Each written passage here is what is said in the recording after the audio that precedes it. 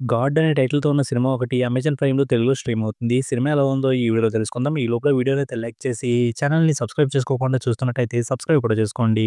ఈ సినిమా అంతా చూసిన తర్వాత నాకైతే అస్సలు బాగా అనిపించలేదు.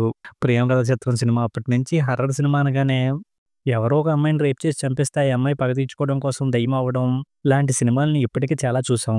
ఈ సినిమాలో కూడా అదే లైన్ ఉంటది. కాకపోతే ఈ సినిమాలో ఆ లైన్ ఎక్కడుందా? ఎప్పుడొస్తదా? అని చాలా సేపు వెయిట్ చేస్తూ ఉండాలి. ఇంక సినిమాలో లైన్ ఇదని తెలిసేటప్పటికే ఇంక సినిమా అయిపోయిన ఫీలింగొచ్చేస్తది.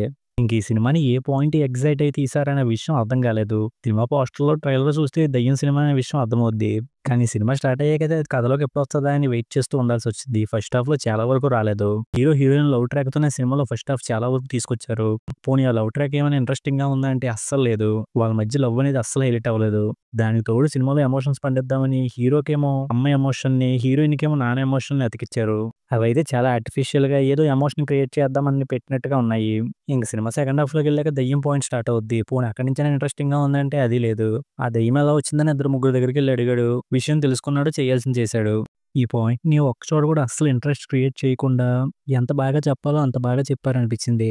ఇంక సినిమాకి రొటీన్‌గా ఎండింగ్ ఇచ్చేస్తున్నారు అనుకునే టైంలో సడెన్‌గా సినిమాకి పార్ట్ 2 ఉందని అనౌన్స్ చేశారు. అసలక్కడ శుభం కొట్టేసేస్తే సినిమా అయిపోద్ది. అలా వేయకుండా పార్ట్ 2 అని వేసేసి కథ ఇంకా ఉంది మీరు గెస్ చేసుకోండి అని చెప్పి వదిలేశారు. అప్పటి వరకు చూపించిన సినిమాలోనే కథ ఏం కనిపించలేదు. అలాంటి దాంట్లో ఏదో ఉంటదని చెప్పి గెస్ చేయమంటే మాత్రం ఏం కనిపిస్తది అనిపించింది. ఇంక సినిమాలో వచ్చే సాంగ్స్, బ్యాక్‌గ్రౌండ్ స్కోర్ కూడా సో‌సో‌గానే అనిపించాయి. ఇంక సినిమాలో యాక్టర్స్‌గా కనిపించిన వాళ్ళు వాళ్ళ రోల్స్ తగ్గట్టుగా అలా చేసుకుంటూ వెళ్ళిపోయారు. ఫైనల్‌గా ఈ సినిమా ఇలా ఉండడం వల్ల నాకైతే బాగా అనిపించలేదు. ఇంక ఈ సినిమాకి నేనిస్తున్న రేటింగ్ అయితే 1/5. ఇక వీడియోని క్లోజ్ చేసే ముందు వీడియోని లైక్ చేసి ఛానెల్‌ని సబ్స్క్రైబ్ చేసుకోకుండా చూస్తున్నట్టయితే సబ్స్క్రైబ్ కూడా చేసుకోండి.